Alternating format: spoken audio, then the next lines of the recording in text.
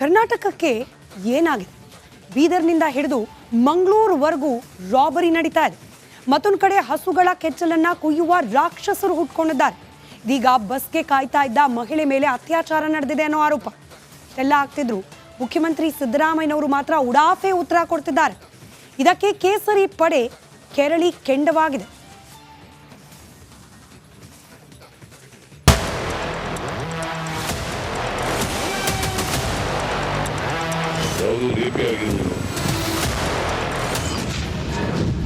ಬೆಂಗಳೂರಿನಲ್ಲಿ ಯುವತಿ ಮೇಲೆ ಗ್ಯಾಂಗ್ ರೇಪ್.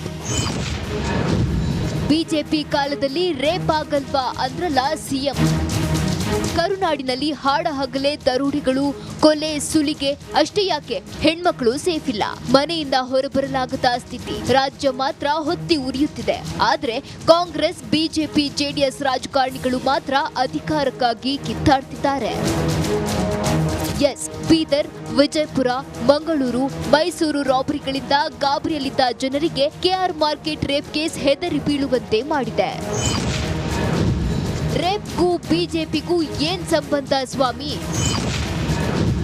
ರಾಜ್ಯದ ಜನರಿಗೆ ಕ್ಷಮೆ ಕೇಳುವಂತೆ ಕೇಸರಿ ಪಟ್ಟು. ಇಷ್ಟೆಲ್ಲ ಆದ್ರೂ ಸಿಎಂ ಸಿದ್ದರಾಮಯ್ಯ ಇದರಲ್ಲೂ ರಾಜಕೀಯದ ಮಾತುಗಳನ್ನೇ ಆಡ್ತಿದ್ದಾರೆ. ಅವರು ಹೇಳಿದ ಆ ಒಂದು ಹೇಳಿಕೆ ಜನರ ಕಣ್ಣು ಕೆಂಪಾಗಿಸಿದೆ. ಯಾವುದು ರೇಪೇ ಆಗಿರಲಿಲ್ಲ, ರೇಪ್ ಆಗಬಾರದು, ಮಹಿಳೆಯರಿಗೆ ರಕ್ಷಣೆ ಸಿಗಬೇಕು. ಬಟ್ ಸಮಾಜದಲ್ಲಿ ಸಮಾಜಘಾತಕ ಶಕ್ತಿಗಳು ಇಂಥ ಕೆಲಸ ಎಲ್ಲ ಮಾಡ್ತಾರೆ. ಆದ್ಮೇಲೆ ಸೀರಿಯಸ್ ಕ್ರಮ ತಗೋತಾರೆ. ಸಿಎಂ ಸಿದ್ದರಾಮಯ್ಯ ಅವರ ಈ ಮಾತು ಬಿಜೆಪಿ ನಾಯಕರನ್ನ ರೊಚ್ಚಿಗೇಳುವಂತೆ ಮಾಡಿದ್ದು ಸಿಎಂ ರಾಜ್ಯದ ಮಹಿಳೆಯರು ಹಾಗೂ ಜನರ ಬಳಿ ಕ್ಷಮೆ ಕೇಳಬೇಕು ಅಂತ ಪಟ್ಟು ಹಿಡಿದಿದ್ದಾರೆ. ಕೊಲೆ, ಸುಲಿಗೆ, ಅತ್ಯಾಚಾರ ಕೇಳಿದ್ರು ಕೂಡ ಬಿಜೆಪಿ ಕಾಲದಲ್ಲಿ ಆಗಿಲ್ಲ ಅಂತ ಹೇಳ್ತಾರೆ. ಮತ್ತೆ ಜನ ಇವ್ರನ್ನ ಯಾಕೆ ಅಧಿಕಾರದಲ್ಲಿ ಇರಬೇಕು? ಬಿಜೆಪಿ ಕಾಲದಲ್ಲಿ ಆದಂಗಾಗಿದ್ರೆ ನೀವ್ಯಾಕೆ ಅಧಿಕಾರದಲ್ಲಿ ಇದ್ದೀರಾ? ನಾವೇನೋ ಬಿಜೆಪಿಗಿಂತ ಡಿಫರೆಂಟು, ಬಿಜೆಪಿಗಿಂತ ನಾವು ಬಹಳ ಸ್ವಚ್ಛ ಅಂತೆಲ್ಲ ಹೇಳ್ತಾ ಇದ್ರಲ್ಲ. ಬಿಜೆಪಿಗೆ ಯಾಕೆ ಹೋಲಿಕೆ ಮಾಡ್ಕೊಂತೀರಾ ನೀವು? ಬಿಜೆಪಿ ಮತ್ತು ಕಾಂಗ್ರೆಸ್ ಅಂತಕ್ಕಂಥ ರಾಜಕೀಯ ಇಂಥ ವಿಷಯಗಳಲ್ಲಿ ಬರಬಾರ್ದು. ಹಾಗಾಗಿ ಇದು ಬಹಳಷ್ಟು ತಪ್ಪಾಗಿ ಮಾತಾಡಿದ್ದಾರೆ. ನಿಜವಾಗ್ಲೂ ಕೂಡ ಒಬ್ಬ ಮಹಿಳೆ ಮೇಲೆ ಈ ರೀತಿ ಆದಾಗ ಎಲ್ಲರ ಮನೆಯಲ್ಲೂ ಕೂಡ ತಾಯಿ ಇದ್ದಾಳೆ, ಅಕ್ಕ ಇದ್ದಾಳೆ, ಹೆಂಡತಿ ಇದ್ದಾಳೆ, ಮಗಳಿದ್ದಾಳೆ. ಇಂಥ ಪರಿಸ್ಥಿತಿಯಲ್ಲಿ ಕಾಂಗ್ರೆಸ್ಸು ಮತ್ತು ಬಿಜೆಪಿ ಅಂತಕ್ಕಂಥ ರಾಜಕಾರಣದ ಮಾತುಗಳು ಅವ್ರ ಬಾಯಿಂದ ಬರಬಾರ್ದಿತ್ತು. ಆದರೆ ಅದನ್ನು ಅವ್ರು ಹೇಳಿದ್ದಾರೆ. ಹಾಗಾಗಿ ಅವರು ಒಂದು ಕ್ಷಮೆ ಕೇಳುವಂತಹ ಪರಿಸ್ಥಿತಿ, ಕ್ಷಮೆ ಕೇಳಬೇಕು ಅಂತಾನು ಕೂಡ ನಾನು ಕೇಳ್ತೀನಿ. ಇವತ್ತು ಮುಖ್ಯಮಂತ್ರಿ ಆದವರು ಇಷ್ಟ ಕಾನೂನು ಸುವ್ಯವಸ್ಥೆ ಹದಗೆಟ್ಟೈತೆ ಅಂತಂದ್ರೆ ಬಹಳ ಸೂಕ್ಷ್ಮವಾಗಿರ್ಬೇಕಾಗ್ತೈತಿ. 100% ಕ್ಷಮೆ ಕೇಳ್ಬೇಕು. ಅವ್ರು ರಾಜ್ಯದ ಜನತೆ ಕ್ಷಮೆ ಕೇಳ್ಬೇಕು. ಮುಖ್ಯಮಂತ್ರಿಗಳ ಮಹಿಳೆಯರಿಗೆ ಕ್ಷಮೆ ಕೇಳಬೇಕು, ರಾಜ್ಯದ ಜನತೆ ಕ್ಷಮೆ ಕೇಳಬೇಕು. ಸದ್ಯ ರಾಜ್ಯದಲ್ಲಿ ದಿನಕ್ಕೊಂದು ರಾಬರಿ, ಕೊಲೆ ನಡೆಯುತ್ತಿವೆ. ಇವೆಲ್ಲವನ್ನ ತಡೆಯಬೇಕಿದ್ದ ಸಿಎಂ ಉಡಾಫೆ ಉತ್ತರಗಳನ್ನ ನೀಡಿ ಆಕ್ರೋಶದ ಕಿಚ್ಚಿಗೆ ತುಪ್ಪ ಸುರಿದಿದ್ದಾರೆ. ಇಷ್ಟೆಲ್ಲ ಆದ್ರೂ ಸಿದ್ದರಾಮಯ್ಯ ಕ್ಷಮೆ ಕೇಳೋ ಗೋಜಿಗೆ ಹೋಗಿಲ್ಲ. ಇದೇ ಸ್ಥಿತಿ ಮುಂದುವರೆದ್ರೆ ಜನ ರೊಚ್ಚಿ ಕೇಳೋದು ಪಕ್ಕಾ. Bureau report, Republic Kannada. ಅತ್ಯಾಚಾರದಂತಹ ಗಂಭೀರ ಪ್ರಕರಣಗಳು ನಡೆದ ಸಂದರ್ಭದಲ್ಲಿ ರಾಜಕಾರಣಗಳಿಂದ ಬಯಸೋದು ಜವಾಬ್ದಾರಿಯುತ ಉತ್ತರ, ಆಕ್ಷನ್, ಮುಂದಿನ ಕೆಲಸ.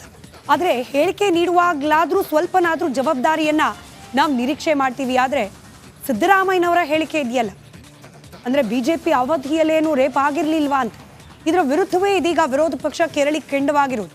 ಇಲ್ಲಿ ರಾಜಕೀಯ ಆರೋಪ ಪ್ರತ್ಯಾರೋಪ ಒಂದು ಕಡೆ, ನಾವೊಂದಷ್ಟು ಕಂಪೇರ್ ಮಾಡಿ ನೋಡೋಣ.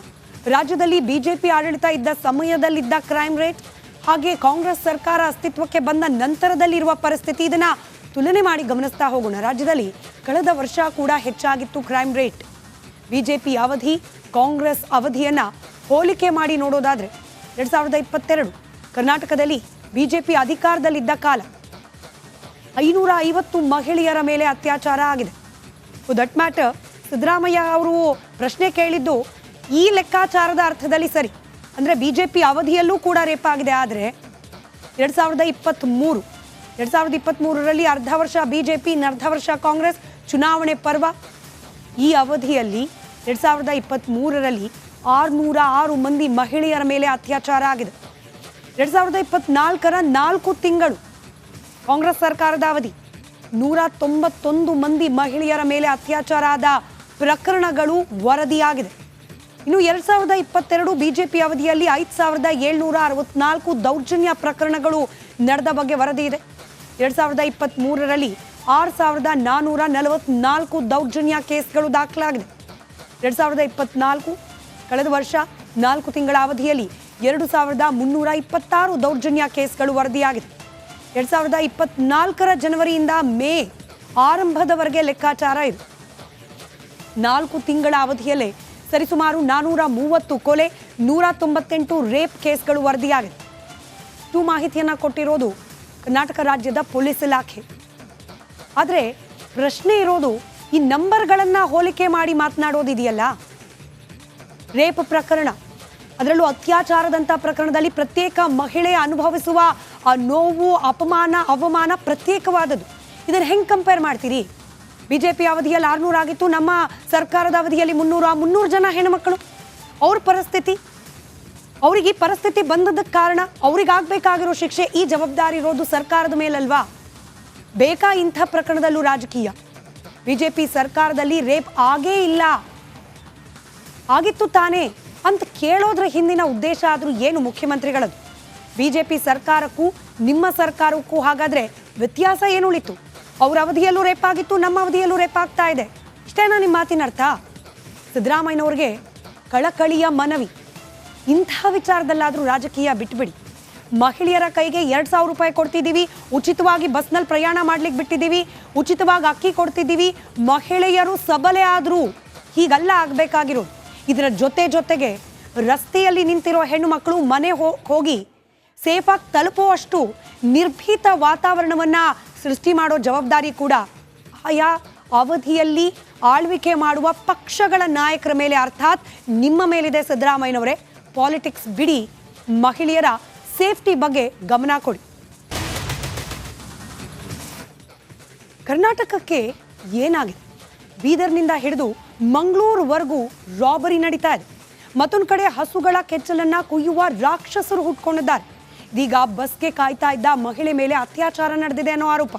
ಇಷ್ಟೆಲ್ಲ ಆಗ್ತಿದ್ರು ಮುಖ್ಯಮಂತ್ರಿ ಸಿದ್ದರಾಮಯ್ಯನವರು ಮಾತ್ರ ಉಡಾಫೆ ಉತ್ತರ ಕೊಡ್ತಿದ್ದಾರೆ. ಇದಕ್ಕೆ ಕೇಸರಿ ಪಡೆ ಕೆರಳಿ ಕೆಂಡವಾಗಿದೆ.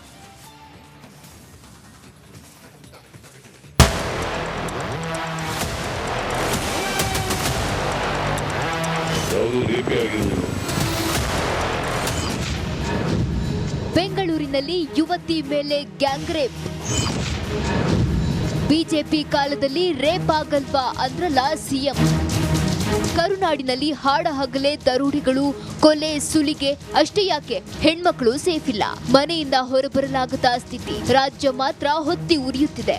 ಆದ್ರೆ ಕಾಂಗ್ರೆಸ್, ಬಿಜೆಪಿ, ಜೆಡಿಎಸ್ ರಾಜಕಾರಣಿಗಳು ಮಾತ್ರ ಅಧಿಕಾರಕ್ಕಾಗಿ ಕಿತ್ತಾಡ್ತಿದ್ದಾರೆ. ಎಸ್, ಬೀದರ್, ವಿಜಯಪುರ, ಮಂಗಳೂರು, ಮೈಸೂರು ರಾಬರಿಗಳಿಂದ ಗಾಬರಿಯಲ್ಲಿದ್ದ ಜನರಿಗೆ ಕೆಆರ್ ಮಾರ್ಕೆಟ್ ರೇಪ್ ಕೇಸ್ ಹೆದರಿ ಬೀಳುವಂತೆ ಮಾಡಿದೆ.